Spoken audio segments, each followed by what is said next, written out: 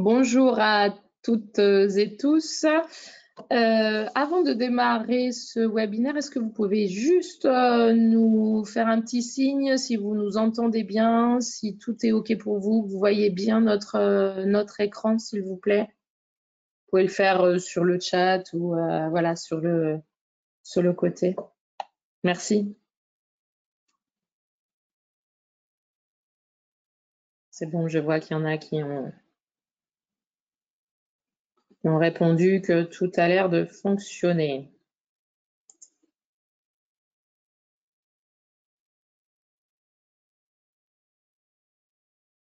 Très bien. C'est bon? On va se laisser peut-être quelques minutes encore. 1 ou 2 minutes. Ouais, on voit qu'il y a plusieurs participants qui arrivent avant de démarrer.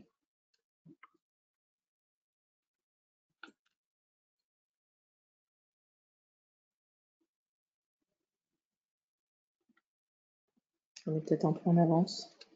Non, je suis pile. Oui, ça arrive tout doucement. On va se laisser peut-être 2 minutes.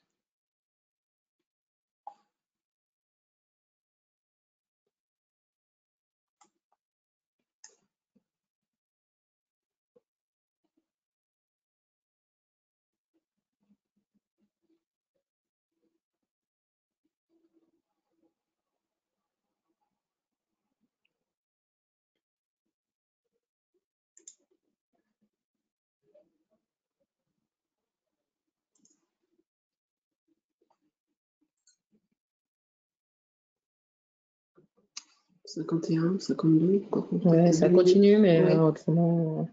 Allez, encore 2 minutes.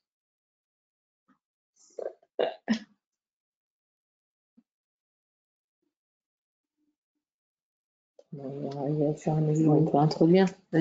Allez. On va démarrer ce webinaire. Donc, bonjour à toutes et tous. Bienvenue donc à ce 3e webinaire que nous réalisons concernant la réforme de l'étiquetage des vins. Et nous avons souhaité, donc, avec ma collègue Florence Gras, donc, qui est consultante et œnologue à l'ICV, et moi-même, vous présenter les dernières précisions qui ont été apportées sur cette réforme. C'est pour ça qu'on est là tous ensemble aujourd'hui. Alors, pour ceux qui ont déjà participé aux autres webinaires, on va fonctionner de la même façon. Donc, on vous demande, si vous avez des questions, de les poser donc dans le petit onglet questions de votre ordinateur, pas sur le chat, plutôt sur les questions. Comme ça, on essaiera d'y répondre au fur et à mesure, au fil de l'eau, pour pas attendre la fin. Donc, on s'est donné à peu près 3 quarts d'heure, 1 heure pour dérouler ce webinaire ensemble. Là, on est 65 connectés. Donc, on va laisser les gens arriver au fur et à mesure. Ils prendront la présentation en cours de route. Alors, l'idée de notre webinaire du jour, ça ne veut pas s'avancer. Ouais, oui, mais ça ne veut plus. Je le fasse peut-être avec un... Attendez, désolé, tout à l'heure ça marchait, maintenant ça ne marche plus. Pourquoi ça ne veut plus avancer? Ça y est, pardon, la diapo ne voulait plus avancer. Donc, l'idée de ce petit point, c'est en effet l'échéance de cette réforme étant là. On souhaitait faire un point ensemble sur l'état actuel des exigences à date et bien sûr sur les dernières décisions qui ont été prises pour la filière qui, vous allez voir, nous permettent d'y voir beaucoup plus clair et qui ont simplifié un certain nombre de points. Donc, ces dernières évolutions, elles datent de fin décembre. Exactement, c'est un courrier du 27 décembre 2023 qui a été diffusé par le ministère de l'économie, des finances et de la souveraineté industrielle et numérique. avec bien évidemment en collaboration l'ensemble des acteurs principaux de la filière. Et ils ont donné des précisions sur les modes de calcul concernant les valeurs énergétiques, ainsi que des éléments supplémentaires sur les valeurs nutritionnelles qui sont à déclarer. Donc nous allons vous expliquer tout ça maintenant. Alors, on va commencer, Florence, si tu le veux bien, pour avoir un petit rappel et des précisions données sur les produits et les dates d'application. Absolument. Donc, effectivement, cette diapo-là, elle est toujours d'actualité. On la remet à chaque webinaire. Donc, le changement, il a bien lieu le 8 décembre 2023.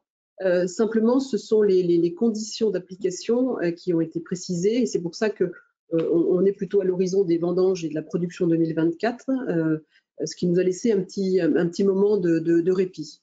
Donc, ce qu'il ne faut pas oublier, c'est effectivement les produits pour lesquels cette réforme est applicable. Donc, on parle bien de tous les vins tranquilles, les vins mousseux, donc tous les effervescents avec prise de mousse ou ajout de gaz carbonique, les vins de liqueur, les vins désalcoolisés ou partiellement désalcoolisés et les produits vinicoles aromatisés. Tous ces produits-là sont effectivement sous le coup de cette réforme de l'étiquetage. Donc, ce qui va se passer donc à partir du 8 décembre, donc on va dire maintenant plutôt pour la production, parce qu'on parle de production, donc de vinification pour la vendange 2024. Tout ce qui aura été produit avant le 8 décembre 2023, donc c'est-à-dire la campagne et la vinification 2023, ces produits-là ne sont pas concernés.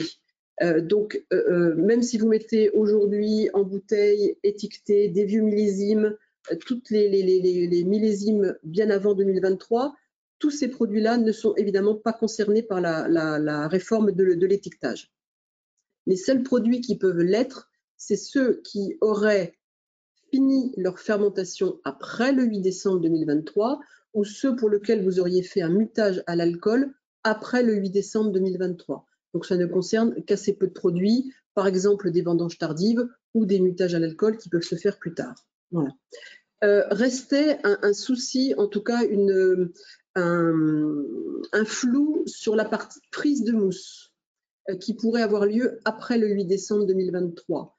Donc ça a été aussi classé et ça s'est éclairé. Tout ce qui est vin mousseux, champagne, etc., vin de liqueur, désalcoolisé, produits vinicoles aromatisés qui auraient été produits après le 8 décembre 2023, mais à partir de vins tranquilles qui auraient été produits avant cette date, donc étiquetés après le 8 décembre 2023, mais vinifiés avant le 8 décembre 2023, pourront être commercialisés jusqu'à épuisement des stocks sans la liste des ingrédients et la déclaration nutritionnelle.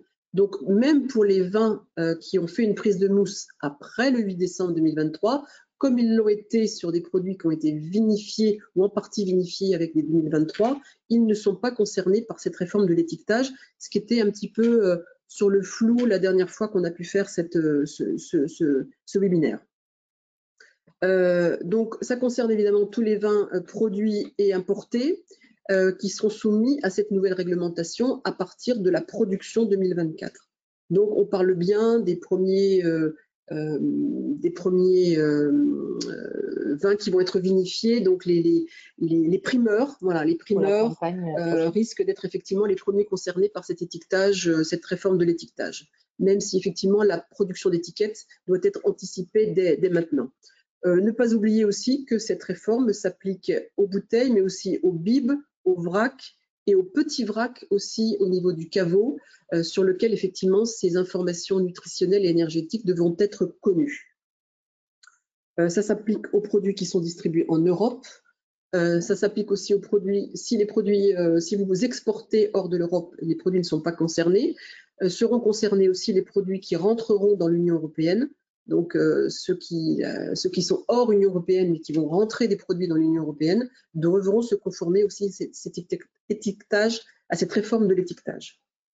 Alors, pour la partie, on va rentrer un petit peu plus dans le détail et rentrer un peu plus dans ce qui doit être indiqué.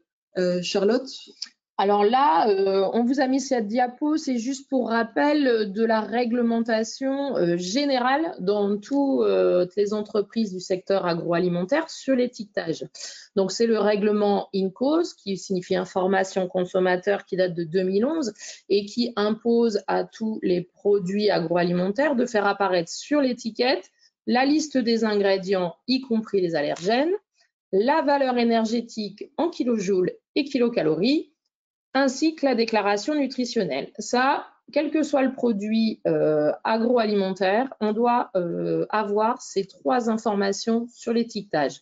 Donc maintenant, qu'en est-il du coup, Florence, sur les spécificités, nous, de la filière? Alors effectivement, après bien des délibérations, puisque l'INCO, ça datait de 2011. Voilà.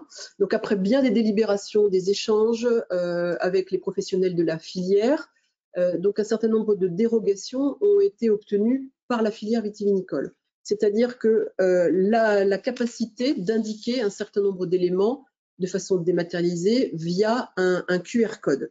Donc, doit se retrouver dans ce QR code, si vous optez pour l'option QR code, bien évidemment, l'option étiquette est toujours valable, mais si vous optez pour l'option QR code, doit se retrouver dans le QR code la liste des ingrédients et la déclaration nutritionnelle. Ça, vous devez le retrouver dans le QR code.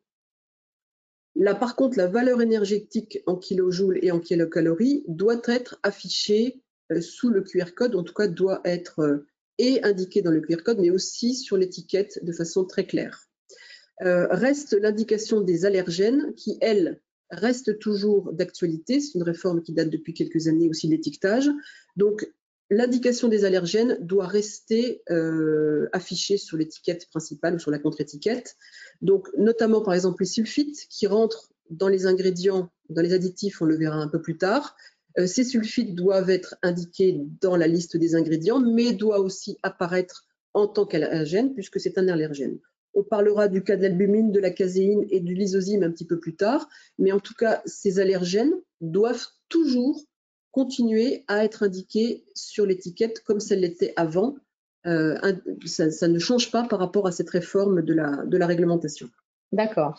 Du coup, je te propose qu'on rentre un petit peu plus dans le détail et que dans un premier temps, on regarde la liste des ingrédients et des additifs. Oui, tout à fait.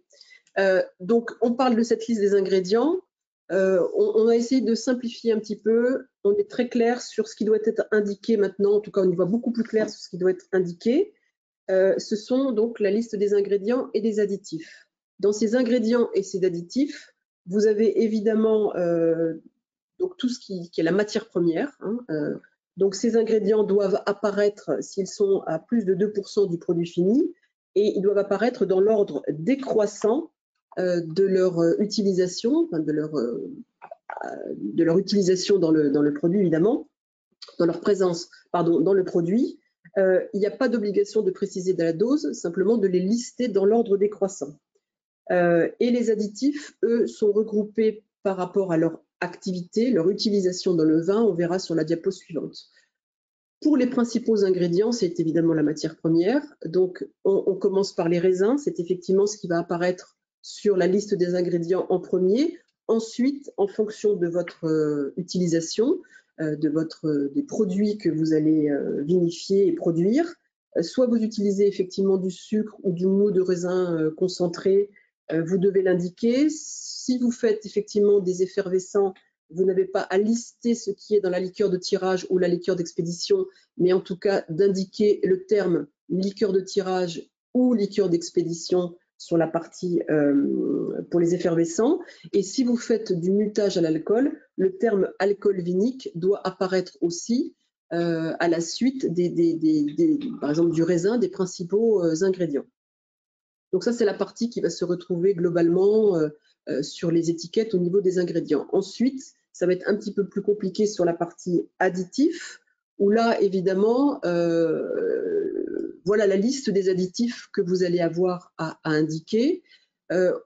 Précédemment, sur les autres webinaires, on indiquait ce qu'on appelait les auxiliaires de vinification. Vous allez peut-être entendre parler des auxiliaires de vinification qui ne sont pas à enregistrer dans la liste des ingrédients, des additifs. Donc, je ne parlerai plus des auxiliaires de vinification, ils n'interviennent plus du tout dans la réforme de l'étiquetage.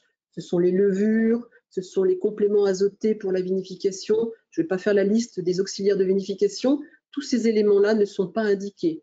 Le seul tableau des additifs à indiquer, c'est celui-ci. Et ils sont réunis par activité. Donc, vous avez les régulateurs d'acidité, qui sont 4. Vous avez les conservateurs, dont les sulfites qui sont indiqués, et vous avez les stabilisants. Donc, voilà tous les additifs qui seront indiqués si vous les utilisez. Vous les avez en substance, vous les avez en nom, mais vous les avez aussi en identification E. Vous avez la possibilité aussi d'utiliser le terme E ou le nom complet de la substance en additif.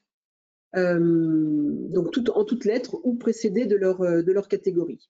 Donc, j'ai entouré en gris et en rose un certain nombre d'additifs. Je vais vous expliquer pourquoi sur la diapo suivante.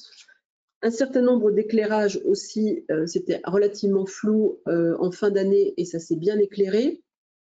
Vous avez vu que dans la liste des additifs, il y avait 3 types, métabisulfite de potassium, etc.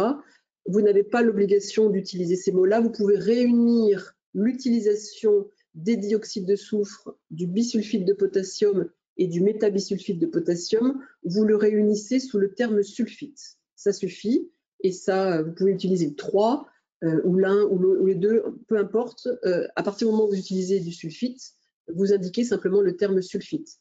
Je le rappelle, le sulfite reste un allergène, donc il doit être indiqué aussi sur l'étiquette et aussi dans la liste des additifs comme allergène et dans la liste des ingrédients comme additifs. Ensuite, vous avez le cas de ce que j'ai grisé dans la diapo précédente, qui est le cas des régulateurs d'acidité et des stabilisants. Ce qui a été autorisé pour un peu plus de flexibilité dans l'utilisation de ces produits, parce qu'effectivement, on peut, sur l'année, utiliser ces différents types de produits. Ce serait compliqué de changer le QR code. Si on utilise du tartrique fluide, 3 mois après, on utilise du citrique. C'est la capacité d'indiquer ces trois additifs, donc 3 acides, pour le cas des régulateurs d'acidité, en notant qu'au moins un est présent dans le vin. Donc ça permet beaucoup plus de flexibilité dans l'utilisation de ces produits, même si les étiquettes sont imprimées et on doit utiliser l'expression contient tel acide, et ou tel acide, et ou tel acide, et ou tel acide.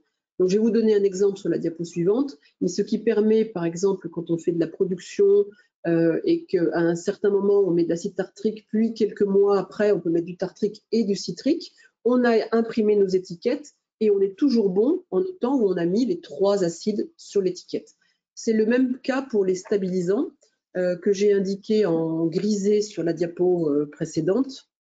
Peut-être juste je vais vous la montrer si vous voulez. Donc les acides, on en a parlé, c'est les 4 premiers. Et les stabilisants, en fait, ce sont les stabilisants pour la précipitation tartrique.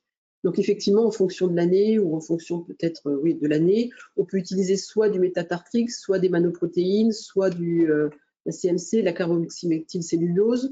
Vous avez sur ces 4 produits la possibilité d'en indiquer 3 et d'en utiliser 1 ou 2 ou les 3, mais en tout cas, vous avez la possibilité d'étiqueter vos étiquettes avec ces 3 produits et d'avoir la latitude en cours d'année d'utiliser l'un des 3. Donc, de la même manière que les régulateurs. De la même manière que les régulateurs d'acidité.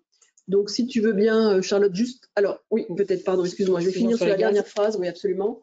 Les 3 gaz qui sont cités ensuite, donc azote, gaz carbonique et argon, sont des gaz qui étaient au départ potentiellement à indiquer séparément. La filière a obtenu que soit utilisé le terme mis en bouteille sous atmosphère protectrice ou peut-être mis en bouteille sous atmosphère protectrice lors de l'utilisation d'un de ces 3 gaz.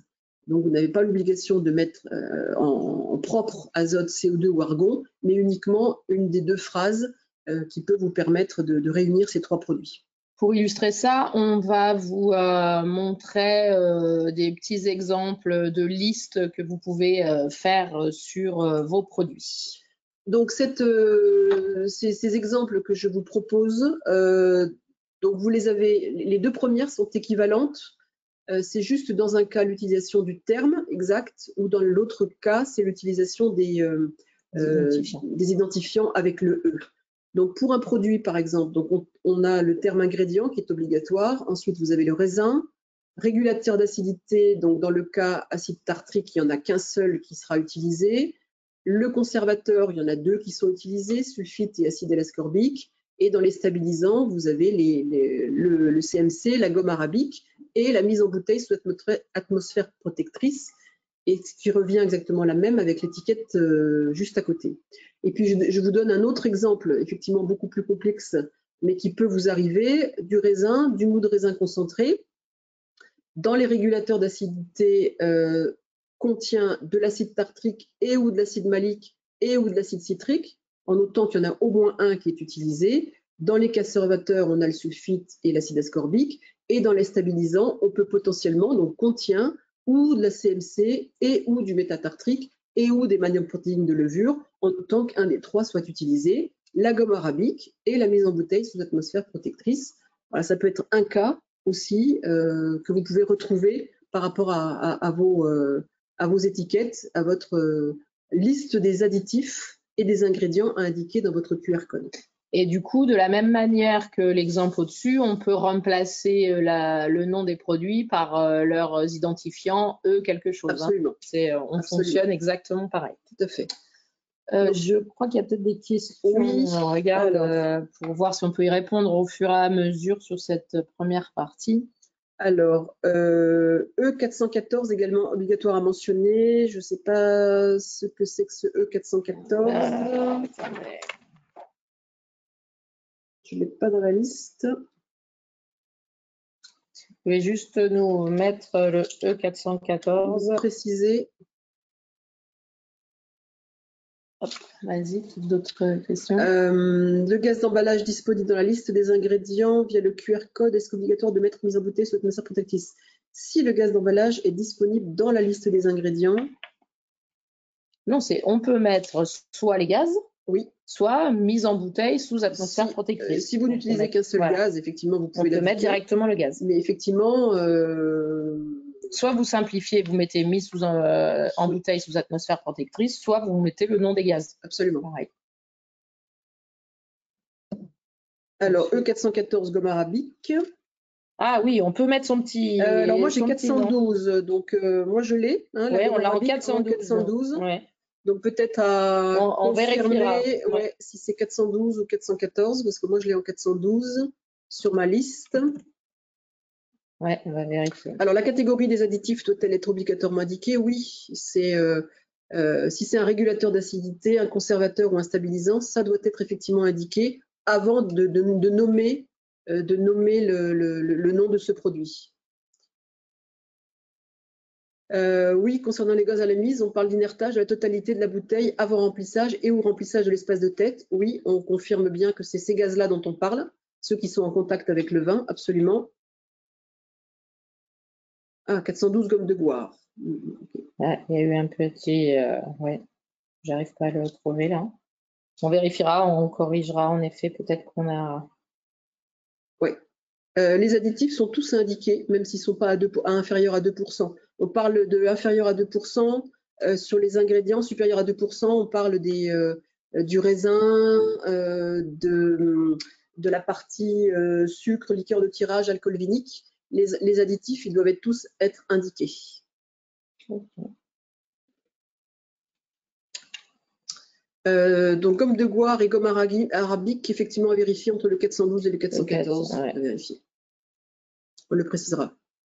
C'est ça, hein, je viens de le voir en effet. Alors le sulfite doit être en gras sur la liste. Oui, parce que c'est un allergène. Un allergène, tout à fait. Tout à fait. Et indiqué effectivement sur l'étiquette en amont.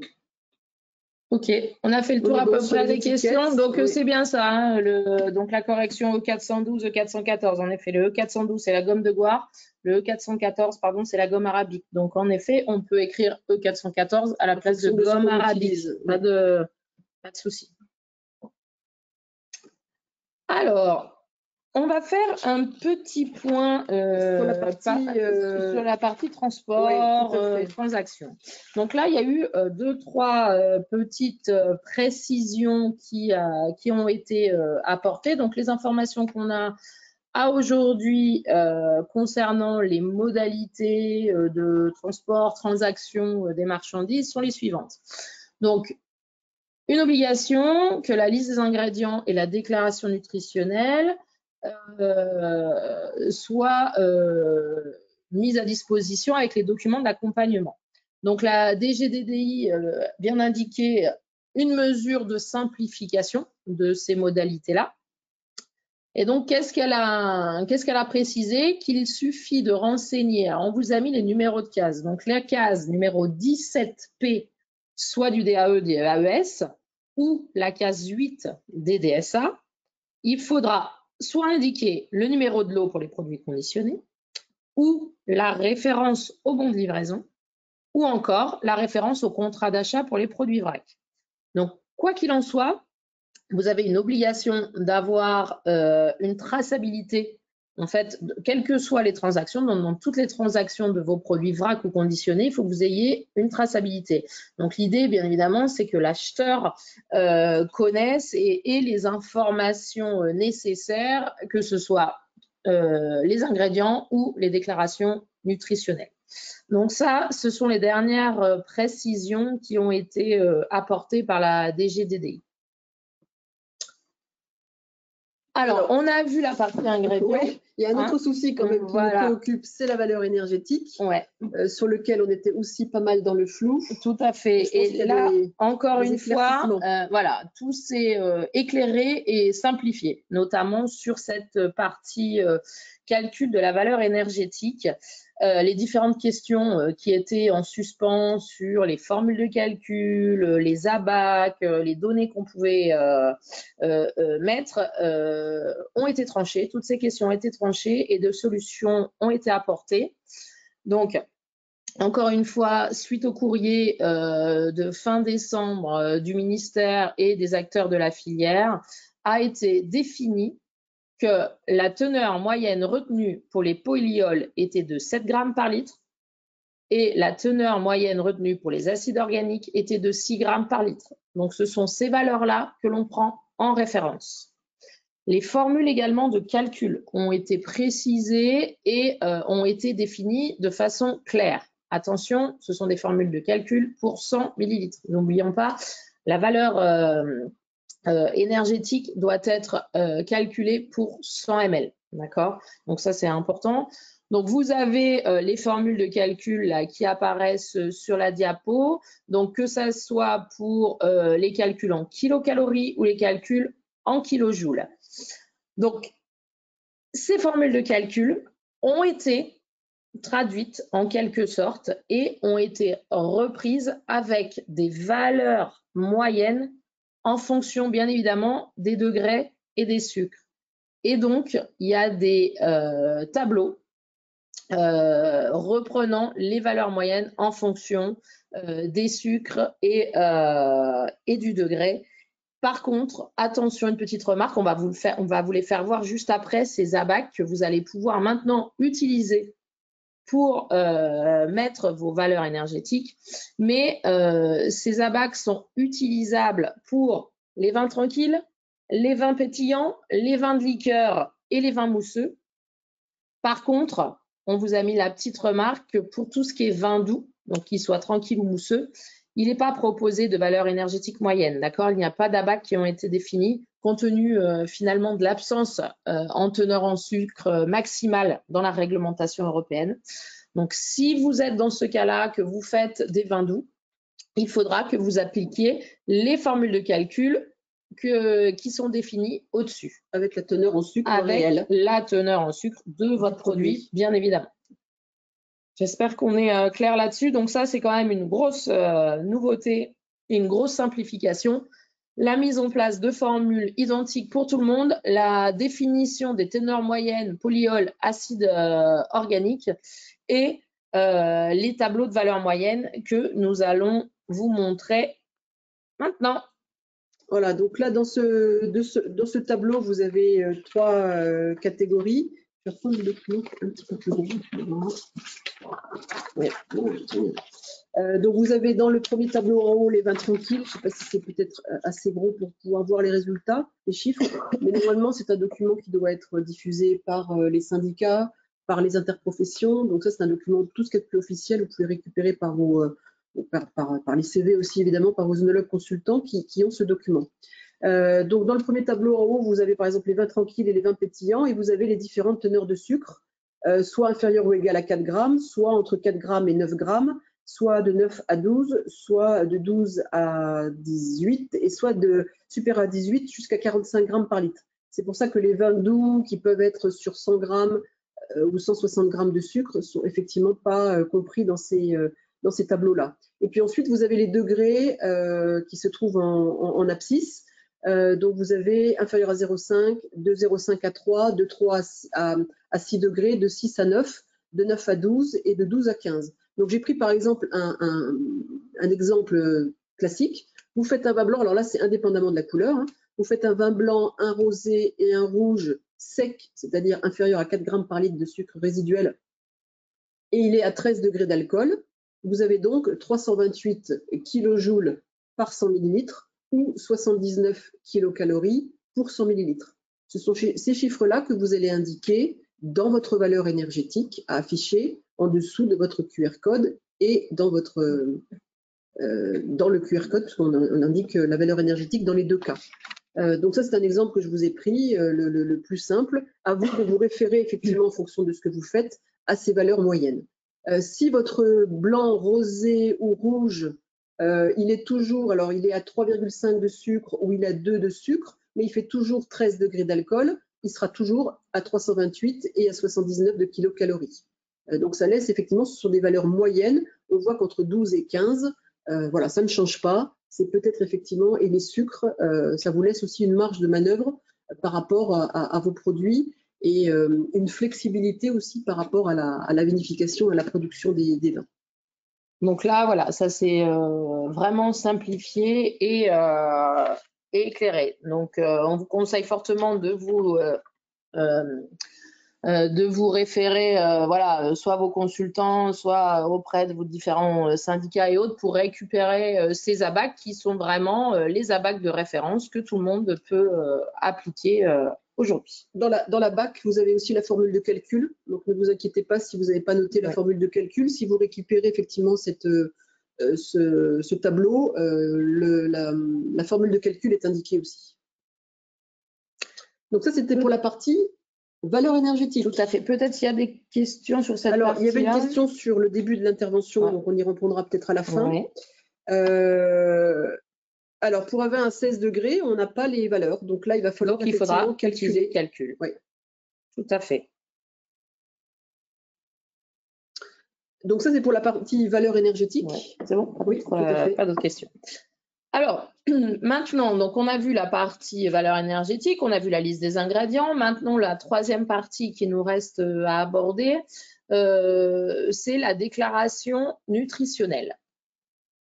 Donc, par rapport à la déclaration nutritionnelle, là aussi, il y a eu des simplifications qui ont été apportées, des précisions. Donc là, un petit rappel déjà par rapport à l'ordre de présentation des différents éléments de la déclaration nutritionnelle. On vous a mis le petit tableau. C'est bien dans cet ordre-là qu'il faut les présenter. Donc d'abord, on parle de l'énergie, ensuite des matières grasses, dont acides gras saturés, glucides, dont sucre, protéines et sel. C'est dans cet ordre-là, donc il y a un ordre bien défini pour présenter cette déclaration nutritionnelle. Alors après, vous pouvez déclarer justement ces valeurs nutritionnelles sous différentes formes possibles. Donc soit vous avez votre QR code et à l'intérieur de ce QR code, vous faites apparaître ce tableau obligatoire des valeurs nutritionnelles. Soit vous pouvez le faire apparaître directement en face sur vos étiquettes, comme les autres produits du secteur agroalimentaire le font. Donc, ça peut être soit en tableau, soit en format linéaire. Là, on a la possibilité de ces deux présentations, mais toujours en respectant l'ordre dans tous les cas, que ce soit QR code, tableau ou linéaire, il faut que ce soit toujours dans le même ordre. Alors, qu'est-ce que le ministère et la filière nous a apporté comme éclaircissement? Eh bien, c'est pas rien. Donc, toujours pareil, hein, toujours notre courrier du 27 décembre 2023. Donc, s'agissant des matières grasses, des acides gras saturés, des protéines et du sel, la valeur moyenne acceptée est de 0. Donc là, ça a été clairement défini. Donc, toutes ces valeurs peuvent être mises à 0. Dans la filière, nous avons estimé qu'on pouvait considérer comme nulles les matières grasses, les acides gras saturés, les protéines et le sel. OK ? Donc là, ces nutriments étant présents mais en quantité quasi nulle ou négligeable dans le vin. Okay, c'est conformément, du coup, il y a un règlement très précis sur les arrondis qui est fixé par la Commission européenne. Même s'il peut y avoir un peu de sel, voilà, même de protéines. Voilà, même si vous pouvez en avoir un peu, il y a des règles d'arrondi qui peuvent considérer que ces valeurs-là peuvent être mises à 0. Donc, pour vous illustrer ce propos, on vous a mis également une petite diapo exemple de ces tableaux nutritionnels. Florence, si tu veux nous expliquer. Tout à fait, parce qu'il y a effectivement le cas des glucides qui peuvent être un petit peu différents. Donc, une fois qu'on a décidé qu'effectivement on a défini que les protéines, des sels, etc. sont à 0, la matière grasse est à 0, reste effectivement le cas des glucides. Donc ça, le fameux document de fin décembre a été très clair aussi. Pour la définition, conformément à la réglementation européenne, la quantité globale moyenne de glucides dans un vin, elle s'apprécie en additionnant sa teneur moyenne en sucre résiduel avec la valeur moyenne de glycérol qui a été évoquée précédemment. Donc, ce qui a été évoqué précédemment, c'est 7 grammes par litre de glycérol ou 0,7 grammes pour 100 millilitres. Donc, dans la partie glucides, donc il y a 2 petits tableaux qui vous illustrent peut-être 2 cas que vous allez rencontrer. Soit vous avez effectivement des vins sans sucre résiduel, donc inférieur à 1 gramme par litre de sucre. À ce moment-là, dans la case glucides, ne restera que les polyols, que le glycérol, donc les 0,7 grammes pour 100 millilitres. C'est pour ça que dans le petit tableau de gauche, vous avez glucides 0,7 grammes pour 100 millilitres, dont sucre inférieur à 0,1, puisqu'il y a moins de 1 gramme par litre de sucre dans ce vin-là. Dans le cas du petit tableau sur la droite, vous avez ou plus, par exemple, le cas d'un 2 grammes par litre de sucre résiduel qui reste dans votre vin, donc 0,2 grammes pour 100 millilitres. Donc, dans la case glucides, vous aurez les polyols, le glycérol à 0,7, plus vos sucres résiduels à 0,2. Donc, glucides, 0,9 grammes pour 100 millilitres, dont les sucres, 0,2 grammes pour 100 millilitres. Voilà, c'est ce cas un petit peu délicat sur lequel il faudra être vigilant pour vos sucres, pour vos glucides entre les polyols et les sucres résiduels. Sinon, le reste, vous le retrouvez, comme l'a dit Charlotte, les zéros sur les cases qui ont été indiquées. N'oubliez pas que doit être indiquée aussi la partie énergie. Donc, c'est là où on redonne les valeurs énergétiques qui ont été précédemment données dans le tableau qu'on vous a indiqué. Donc, dans ce cas-là, c'était 328 kJ et 79 kcal. Je crois qu'il y avait une question sur faut-il indiquer en kilojoules et en kilocalories? Oui. Il faut vraiment mettre les 2 mentions. C'est obligatoire. Et bien marquer également que c'est pour 100 millilitres. Tout à fait. Ça, c'est une obligation. Voilà. Peut-être, ouais, d'autres questions. Non, je regarde. Comment on trouve les valeurs de glycérol? Donc, j'en ai parlé effectivement. 7, donc, c'est voilà. Ça. C'était les fameux 7 qui étaient donnés précédemment. Dans votre exemple, vous parlez de 2 grammes de sucre et si la fiche il y a là, va, je sais pas. Oui, 0,2 grammes pour 100 millilitres. Donc, c'est pour ça qu'on a effectivement fait la conversion. Il ne faut pas oublier que c'est toujours pour 100 millilitres. Voilà. Donc, je pense que là, je vais regarder. Alors, un vin avec 1,5 g par litre de glucose plus fructose. Quelle valeur indiquée? 0,15 g pour le sucre ou arrondir à la... Non, 0,15. On reste sur le 0,15. Sucre, glucose plus fructose. La mention pour 100 millilitres doit-elle apparaître sous le QR code? Oui, on va le voir à la fin. Voilà. Je vais vous le préciser sur la dernière diapo. Voilà, je pense qu'on est... il y a d'autres questions, mais on en parlera peut-être plus à la fin. D'accord. OK. Alors, on vous a rajouté une diapo spécifique sur les vins partiellement désalcoolisés et vins désalcoolisés, parce que c'est un sujet qu'on entend beaucoup parler en ce moment. Oui. Donc, on vous a fait une petite diapo qui précise 2-3 éléments dessus. Oui, c'est vrai qu'il y a effectivement une information importante sur l'étiquetage de ces vins-là. C'est pour ça qu'il faut, même si tout le monde ne fait pas ces vins-là, mais en tout cas, aborder cette partie des vins désalcoolisés qui rentrent dans les produits soumis à cette réforme de l'étiquetage. Donc, il y a une nouvelle réglementation européenne 2021 qui a bougé un petit peu les autorisations, en tout cas les possibilités d'affichage. Donc, pour les vins sans IG, pour ceux qui font des vins sans IG, vous pouvez effectivement faire des no alcool, donc des vins désalcoolisés. Vous pouvez utiliser le terme vin désalcoolisé pour les vins sans IG, en notant que vous utilisez les techniques œnologiques autorisées. Donc, un vin désalcoolisé, si vous ajoutez des arômes artificiels, si vous émettez de l'eau, si vous ne vous restez pas conforme aux techniques œnologiques autorisées, vous ne pouvez pas utiliser le terme de vin. C'est la première chose et la base. Pour les vins sans IG et les IGP, vous avez la possibilité de faire des vins jusqu'à 0,5 degrés d'alcool et vous pouvez les appeler effectivement vins partiellement désalcoolisés. Toujours pareil, il faut utiliser toutes les techniques œnologiques autorisées. Et c'est à partir effectivement de 9, notamment pour les zones B et C, et 8,5 pour la zone A, que vous pouvez utiliser le terme de vin au-dessus de ce 9 degrés ou de ce 8,5 pour la zone A. Et là, ça concerne effectivement les vins sans IG, les AOP et les IGP. Pour l'instant, les AOP ne peuvent pas faire des vins partiellement désalcoolisés ou des vins désalcoolisés. Seuls les vins sans IG et les IGP peuvent effectivement être dans ces catégories de vins partiellement désalcoolisés et désalcoolisés, et surtout l'utilisation de ce terme vin. Alors, pour l'étiquetage et pour la réforme de l'étiquetage, les vins désalcoolisés dont le titre alcoolique est inférieur à 10 degrés ont l'obligation de mentionner une date de durabilité minimale, une DDM. Alors, juste petite précision, oui. DDM, c'est le nouveau nom, on va dire, de DLUO, date limite d'utilisation optimum, que vous avez l'habitude sûrement de voir et qu'on voit encore sur certains produits. Maintenant, on parle de DDM, date de durabilité minimale. Voilà. Ça. Donc, c'est les vins qui sont inférieurs, si vous décidez de faire des vins effectivement partiellement désalcoolisés, inférieurs à 10 degrés, vous pouvez effectivement, vous devez mettre cette DDM. Alors, comment on exprime la DDM? Donc ça, c'est bien défini aussi. Soit vous avez estimé que vous aviez une DDM sur ce produit inférieure à 3 mois, et à ce moment-là, vous devez préciser le jour et le mois.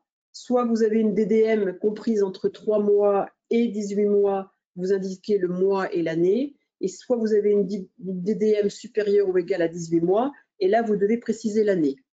Alors, cette notion de DDM, elle se fait en déclarant des tests de vieillissement, c'est-à-dire que vous avez la capacité de montrer que dans cette DDM, il faut qu'elle soit aussi valable 6 mois après. Vous avez fait des tests de vieillissement, des tests organoleptiques et des contrôles microbiologiques pour montrer qu'effectivement votre vin est apte à la dégustation et conforme à la dégustation dans cette date, dans cette DDM. Sachant qu'effectivement, on a ce délai de 6 mois. C'est-à-dire que votre vin doit être apte à la dégustation même 6 mois après votre DDM.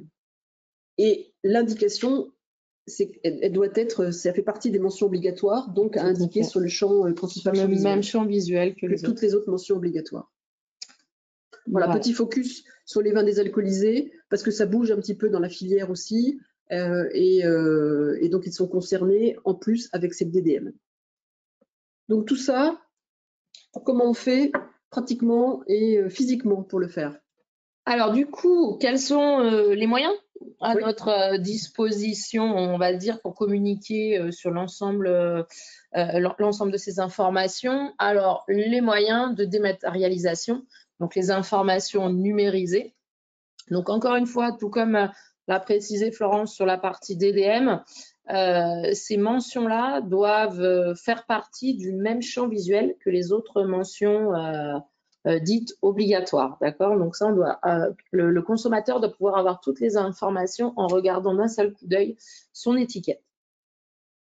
Donc aujourd'hui, qu'est-ce qui est à notre disposition? Donc il y a de multiples hébergeurs qui ont développé des supports pour vous permettre de renseigner ces informations et de générer ces QR codes. Donc on vous a mis 2-3 exemples, mais il y en a pléthore. Donc là, par exemple, vous avez le U-Label dans ma bouteille, 20.co. Vous avez les syndicats d'appellation qui ont développé aussi des choses. Enfin, vous avez beaucoup d'acteurs de la filière, beaucoup de solutions qui vous sont proposées aujourd'hui à des tarifs pareils, divers et variés. Donc là, vous pouvez vraiment vous rapprocher de ces différentes plateformes ou vos différents interlocuteurs. Par contre, un point de vigilance quand même important, c'est que vous regardiez, entre guillemets, la longévité de ces plateformes, parce que vous savez que vous avez dans l'obligation de garder la traçabilité de vos produits quand même à un certain temps, et donc vérifier quand même cette longévité de plateforme pour pas perdre vos informations et qu'elles restent accessibles pour le consommateur. Donc, bien évidemment, ces informations ne doivent pas contenir d'informations commerciales ou marketing. Quand on va sur notre QR code, on doit aller directement sur la fiche produit, pas d'autres informations. Il faut que le QR code puisse être lisible dans différentes langues, en fait, notamment dans la langue du consommateur. Donc, il y a des hébergeurs, enfin des systèmes qui ont été développés pour que quand le consommateur clique le QR code, ça repère la langue du téléphone et ça traduise directement dans la langue du consommateur. Donc là, la réglementation demande que ça soit lisible dans la langue du pays dans lequel vous exportez le produit. Donc bien sûr, on est toujours dans l'Union européenne. Pour finir, je vous ai mis en bas l'exemple du QR code. Donc, il y a quelques temps de ça, vous aviez le QR code de gauche qui est rayé là. On pouvait utiliser ce QR code avec le I au milieu, d'accord, et dessous la valeur énergétique. Maintenant, le I au milieu a été considéré comme risque d'induire le consommateur en erreur. Donc, il est demandé que le mot ingrédient soit écrit en toutes lettres au-dessus de votre QR code. Donc, ça, c'est votre exemple qui est sur votre droite. Donc, ingrédient en toutes lettres et dessous, comme une question, comme quelqu'un avait demandé tout à l'heure, dessous, vous devez faire apparaître pareil en toutes lettres ou chiffres, le E pour valeur énergétique pour 100 ml, ça c'est important, et la valeur en kilojoules et en kilocalories. Donc ça, c'est ce visuel-là que vous devez voir sur vos bouteilles. Donc, ça doit être accessible directement sur la bouteille. Et il y a une possibilité de mettre ces QR codes en autocollant, mais attention que ce ne soit pas détachable facilement. Et toujours, n'oubliez pas, même si vous le mettez en autocollant, il faut que ce soit sur le même champ visuel que les autres. Mention obligatoire. Voilà, je crois que j'ai fait le tour sur ces informations et les moyens à notre disposition, sur comment on peut faire apparaître ces informations sur nos bouteilles. J'ai quelques questions. Si on ne choisit pas le QR code, on n'a pas à traduire les informations. Si vous choisissez la version liste d'ingrédients, il faut que ce soit quand même dans la langue du coup du pays. L'idée, c'est que le consommateur puisse avoir ces informations-là et puisse le lire. Qu'il le lise via le QR code ou qu'il le lise en facial parce que c'est indiqué sur votre étiquette, il faut qu'il puisse comprendre effectivement quels sont les ingrédients. Donc, il y a une traduction effectivement qui est obligatoire. Hauteur minimale du QR code, je pense que je te laisse répondre. Alors là, je ne suis pas sûre, mais je crois qu'il n'y a pas d'auteur définie. Il faut que ce soit lisible par les téléphones. Donc là, il faut le tester et que ce soit lisible par les téléphones. Je ne pense pas qu'ils aient défini une taille minimum. Ils parlent de lisibilité, mais pas de taille minimum. Donc effectivement, les ingrédients doivent être indiqués dans la langue du pays dans lequel on exporte. Il faut que le consommateur puisse être en mesure, c'est ça l'idée même de la réglementation du départ, hein, c'est que le consommateur, quel qu'il soit dans l'Europe, puisse savoir ce qu'il y a dans le vin, voilà, comme n'importe quel produit agroalimentaire. Si l'on n'exporte pas, devons-nous prendre l'option de traduction? Oui, ça reste en France. C'est toujours pareil, c'est le lien avec le consommateur. Si vous restez en France, il n'y a pas de problème. Et si vous exportez hors de l'Europe, non, vous n'avez pas à... C'est que en Europe. Cette réglementation s'applique que pour les pays européens. Oui, absolument. Le mot ingrédient au-dessus du QR code peut rester en français, même dans un autre pays. Je crois qu'il s'écrit pareil. Oui, c'est pareil. Par contre, en allemand ou en espagnol, petite question à compléter. Ouais. Ça, on va regarder. Ça, On garde la question. Il faut que ce soit dans la langue. Moi, je trouve que ce soit dans la langue. La logique voudrait qu'effectivement, ça soit traduit aussi, puisque l'idée, c'est que le consommateur il puisse dire qu'est-ce que je vais faire avec ce QR code. Ah, je le lis dans ma langue. Je dois y trouver les ingrédients.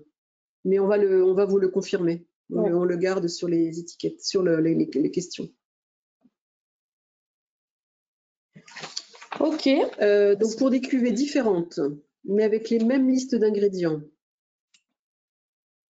les mêmes valeurs nutritionnelles, doit-on générer un QR code par cuvée ou peut-on avoir un QR code général? Même QR code. Ça peut être le même QR code. Toutes choses égales par ailleurs, c'est le même QR code. Ça peut être le même QR code. Même liste d'ingrédients, même valeur nutritionnelle, même QR code. Ouais.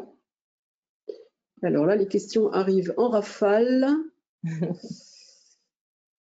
Est-ce que la profession a la notion de la valeur en données stockées dans les data centers, très énergivores pendant des années qui ne serviront plus au bout de 2 ou 3 ans? Oui, je ne peux pas vous répondre là-dessus.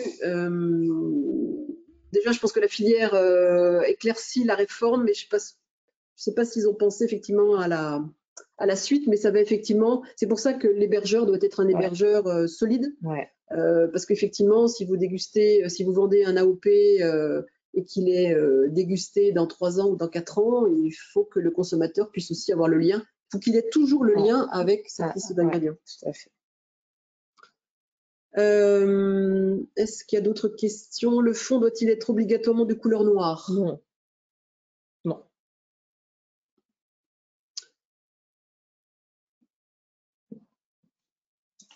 Si c'est dans la langue, ingrédient, ça veut dire un modèle par pays. Oui, effectivement.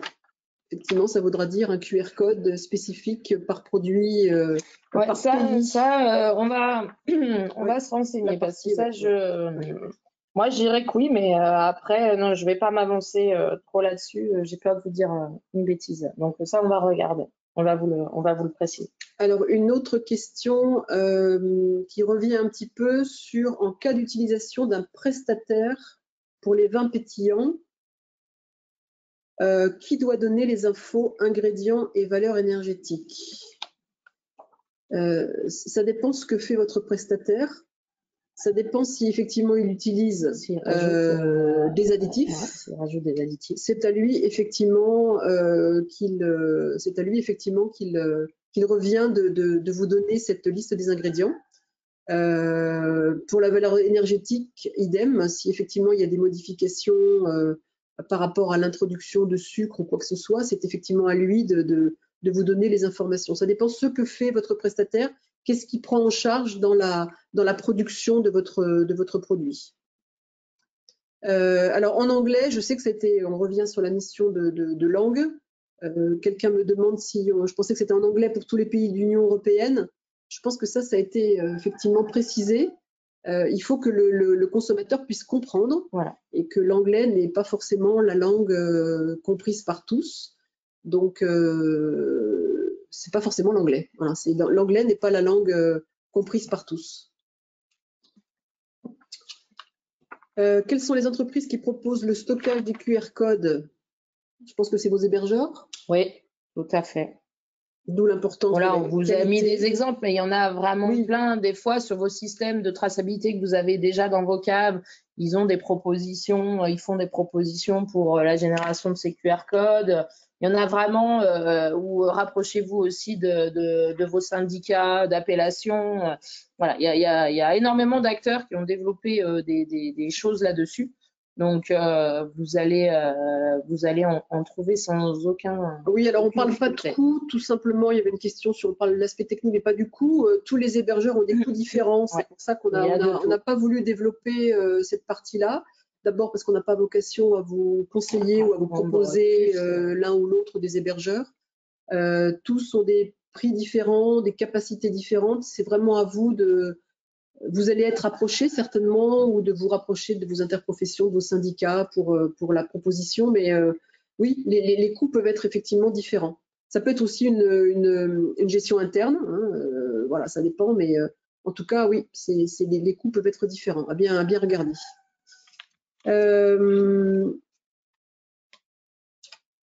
Alors, qu'en est-il des stocks de matières sèches, notamment des cartons pour bib qui sont sans QR code et seront utilisés en 2024 et 2025?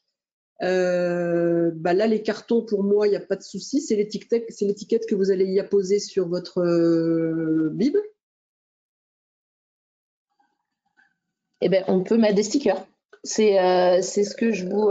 Oui, alors je crois qu'il y a eu une question. Si c'est ça, ben, les cartons de bib. Les cartons de bib, Voilà, on peut. doit-on apposer un autocollant, voilà. Voilà, tout à fait. Vous pouvez, vous pouvez y apposer un sticker avec votre QR code.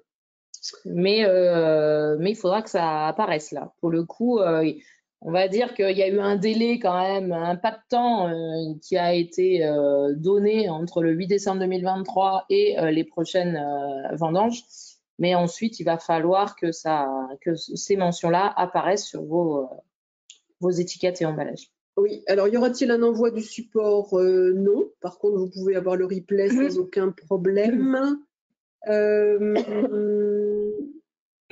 Je lis en même temps que Ouais. je vous...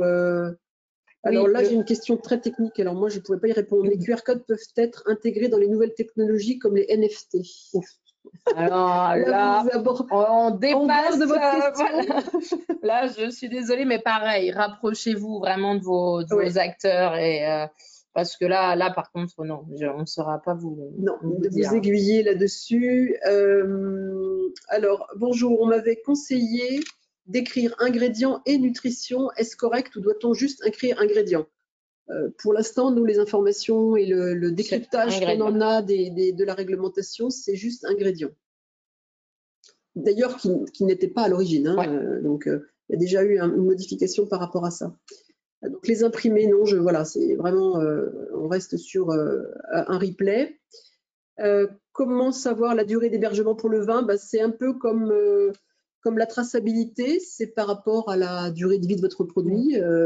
Où est-ce que vous exportez, dans quel pays, combien de temps, rosé, blanc, rouge de grande garde, AOP. Tout ça va définir effectivement Vos durées de voilà, conservation des exactement. informations.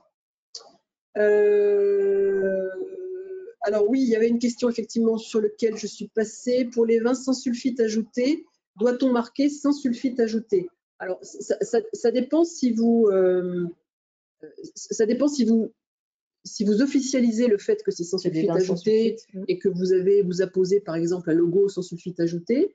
Dans les ingrédients, à partir du moment où on est, alors je crois que c'est inférieur à une certaine valeur, puisque peut y avoir un tout petit peu de production de SO2, mais si vous êtes sans sulfite, à ce moment-là, vous n'avez pas à indiquer sulfite. C'est toujours l'intérêt du sans sulfite ajouté, c'est que vous n'avez pas d'allergène, vous n'avez pas l'obligation de mettre sulfite sur votre étiquette, vous n'avez pas d'allergène, et dans les ingrédients, vous n'avez pas de sulfite. On est vraiment sur la partie additif.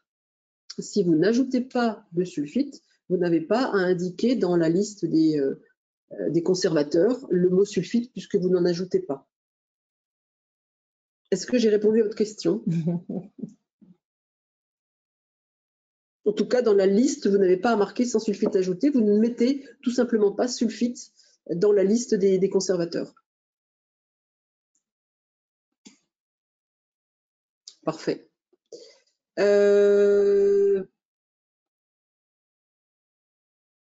Peut-être encore une Je dernière. crois qu'il existe des QR codes qui n'utilisent pas de plateforme. Je crois que c'est une lecture directe par le téléphone. Là aussi, hein, Ouais, c'est le j'avoue côté que sur la partie technologie et technique. Voilà, il faut voir. Parce que même, vous pouvez même vous, je crois, les générer, hein, les QR codes. Oui, je dis en interne, en fait, on peut faire tout à fait en interne. Donc il y a vraiment plusieurs, un peu calé, plusieurs techniques. Mais là, c'est l'informatique. voilà. Oui, oui. Et une toute dernière question aussi sur les additifs et la liste des ingrédients. Donc, vous avez effectivement les ingrédients principaux comme les raisins, où là, effectivement, c'est indiqué dans l'ordre décroissant. Les additifs, de toute façon, c'est séparé, ils doivent être indiqués. Voilà. Dans leur catégorie d'additifs. Ouais. On est bon? Oui, oui, oui, oui. Je pense qu'on est bon. Si nous pouvons les générer nous-mêmes contenant la correction, comment la correction se fait? Alors, je ne sais pas de quelle correction on parle. Je pense que c'est par rapport au QR code, mais là, voilà, là, c'est le côté plus technique du QR code. Oui, ou un informaticien maison qui pourrait effectivement vous donner développer des informations un petit logiciel ou quoi. Oui. Eh bien, écoutez, je pense qu'on a fait à peu près le tour des questions. Juste une petite dernière. Doit-on marquer que les sucres, si le reste est à 0? Il faut tout marquer dans la déclaration nutritionnelle. Charlotte l'a dit, toute la liste doit apparaître avec 0, 0, 0 et la partie sucre. Parce qu'il y aura de toute façon les polyols à 0,7 qui sont là. Donc, il y a si ça, c'est vous êtes obligé de marquer les autres à 0. Vous devez mettre la liste dans l'ordre qui avait été défini et vous devez mettre 0 là où il y en a pas. Oui, tout à fait. Donc du coup, écoutez, ce webinaire touche à sa fin. Donc juste un petit résumé rapide. Donc vous l'avez compris, à fin décembre, on a eu un courrier du ministère qui a donné des précisions quand même et des simplifications sur cette réglementation, notamment pour les valeurs énergétiques, où maintenant vous pouvez vous référer à des ABAC et à des formules de calcul bien définies et des valeurs moyennes données. Donc ça, c'est très important. Les valeurs nutritionnelles, idem, vous avez vu que tout peut être mis à 0, même s'il y a des traces d'eux, mais c'est considéré comme nul. Donc il y a quand même eu des avancées importantes sur les explications de comment on doit interpréter cette nouvelle réglementation. Par contre, pour ceux qui ne l'ont pas fait, penchez-vous-y dessus rapidement parce qu'on est déjà au mois d'avril et donc c'est applicable pour le prochain millésime. Donc ça va arriver très vite. Donc on vous conseille vraiment de vous rapprocher des différents acteurs pour que vous puissiez mettre ça en œuvre. Oui, parce que je pense que maintenant que les aspects techniques, comme tu l'as dit, sont à peu près calés, même si voilà, on a vu qu'il y avait encore ces histoires de langue, etc. Mais bon, vous avez tous les éléments pour créer vos QR codes ou vos étiquettes. Donc maintenant, c'est effectivement la partie peut-être plus informatique et réalisation des QR codes et qui fait les QR codes qui va être dans le collimateur. Mais en tout cas, vous avez tous les éléments normalement un peu plus précis pour pouvoir créer ces QR codes. Ouais. Et du coup, pouvoir imprimer vos nouvelles étiquettes. Et voilà.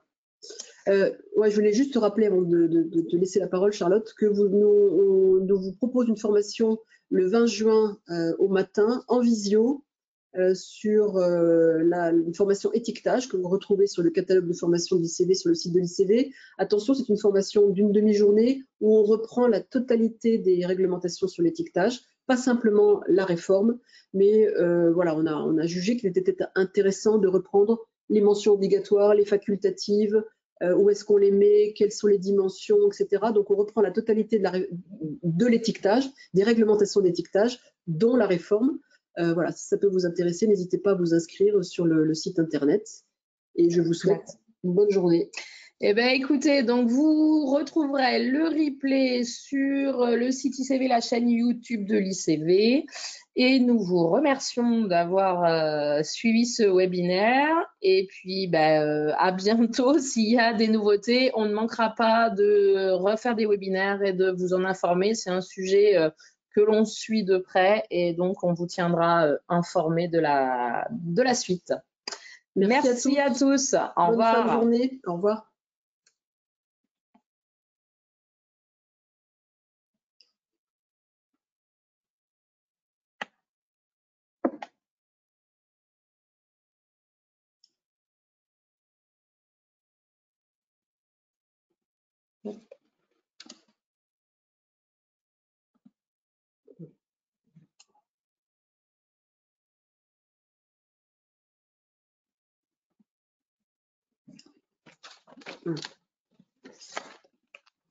J'ai quitté.